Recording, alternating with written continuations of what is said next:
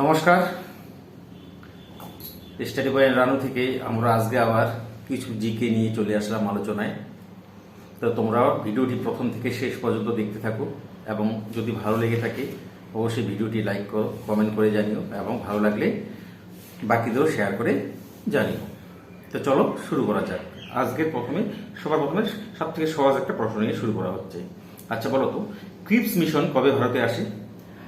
1942 সালে মার্চ মাসে। 1942 সালে মার্চে ক্রিপস মিশন ভারতে আসে, তাই তো?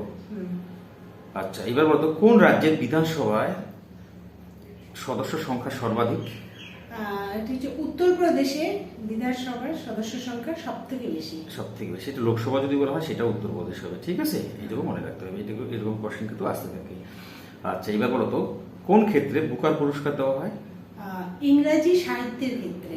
আচ্ছা, এটি কবে থেকে চালু হয় বলতে পারবে? এটি হচ্ছে 1969 সাল থেকে চালু হয়। এই পুরস্কারটি দেওয়া হয়ে থাকে, তাই তো? এবার বলো তো ন্যাশনাল ইউথ ডে পালন করা হয় কোন মহাপুরুষের জন্মদিন উপলক্ষে? স্বামী বিবেকানন্দের জন্মদিন উপলক্ষে। তারিখটা বলতে পারবে? তারিখটা হচ্ছে 12ই জানুয়ারি। আচ্ছা, আর আন্তর্জাতিক ইউথ ডে পালন করা হয় 12ই আগস্ট। এটুকু কিন্তু মনে রাখতে হবে। আমাদের দেশে হচ্ছে 12ই জানুয়ারি সেই স্বামী বিবেকানন্দের জন্মদিনে উপলক্ষে করা হয় এবং আন্তর্জাতিক যেটা ইন্টারন্যাশনাল সেটা হচ্ছে 12 আগস্ট। আচ্ছা, এবার বলো তো কোন নীতির উপর হাইড্রোজেন বোমা তৈরি হয়? এটা হচ্ছে নিউক্লিয় সংযোজন, সংযোজন যেটা আর কি নিউক্লিয় সংযোজনের উপর তৈরি হচ্ছে হাইড্রোজেন বোমা তৈরি হয়, আর পারমাণবিক বোমা তৈরি হয় নিউক্লিয় বিভাজন। এটা কিন্তু ভীষণ ইম্পর্টেন্ট। এই কোশ্চেনগুলো সাধারণত WBCS প্রিলি বা পুলিশ কনস্টেবল PSC অন্যান্য পরীক্ষায় ভীষণ ইম্পর্টেন্ট এগুলো। এইবার বলো তো তেজস্ক্রিয়তা কে আবিষ্কার করে? Henry Becquerel. সালটা বলতে পারবে কত সালে? সালটা হচ্ছে 1896 সালে। আচ্ছা, তেজস্ক্রিয়তার একক কি? কুড়ি। আচ্ছা, এবার বলো তো একটা সহজ প্রশ্ন এবং ভীষণ ইম্পর্টেন্ট, শুষ্ক বরফ কি দ্বারা গঠিত হয়?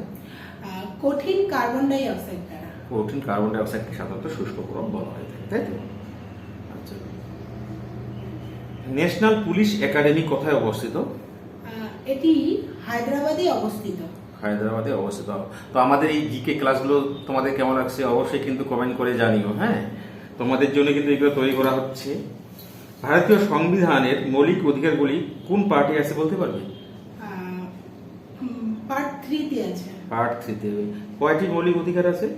আমাদের হচ্ছে 6টি মৌলিক অধিকার আছে। আগে 7টি ছিল, এখন 6টি। এবং এটি কত থেকে কত নম্বর পর্যন্ত আর্টিকেল আছে এটা বলতে পারবে?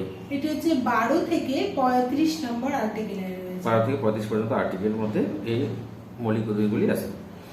আচ্ছা, এবার বলতো কেন্দ্রীয় ধান গবেষণাগার কোথায় অবস্থিত? উড়িষ্যার কটকে অবস্থিত। ভীষণ ইম্পর্টেন্ট কোশ্চেনগুলো এগুলো। কলকাতায় কবে মেট্রো রেল পরিষেবা চালু হয় বলতে পারবে? মেট্রো রেল হচ্ছে 1984 সালে। আর কোথা থেকে কোথা পর্যন্ত? দমদম থেকে বেলগাছিয়া পর্যন্ত। 1984 সালে কলকাতা মেট্রো রেল পরিষেবা চালু হয়। আচ্ছা বলতো ব্রাহ্ম সমাজের প্রতিষ্ঠা থেকে? রাজা রামমোহন রায়। কত সালে? এটি হচ্ছে 1928 সালে। আচ্ছা, আদি ব্রাহ্ম সমাজ বা ব্রাহ্ম সভা কে প্রতিষ্ঠা করেন এটা বলতে পারবে তুমি? এটি হচ্ছে দেবেন্দ্রনাথ ঠাকুর। আচ্ছা, এই সালটা হচ্ছে 1866 সালে কিন্তু। হ্যাঁ, এই ব্রাহ্ম সমাজেই যেটা 1866 সালে দেবেন্দ্রনাথ ঠাকুর সেটাকে ব্রাহ্ম সভা বা আদি ব্রাহ্ম সমাজ পরিণত করেন। ভারতবর্ষের দ্রুততম রেলগাড়ির নাম বলতে পারবে কি? বন্দে ভারত এক্সপ্রেস। এর প্রতি ঘন্টায় এর কত দূর, মানে প্রতি ঘন্টায় স্পিড কত? 180 কিলোমিটার পার আওয়ার, তাই তো? আচ্ছা, একজন প্রাপ্তবয়স্ক মানব দেহের কোন অংশে রক্ত গঠিত হয় বলতো?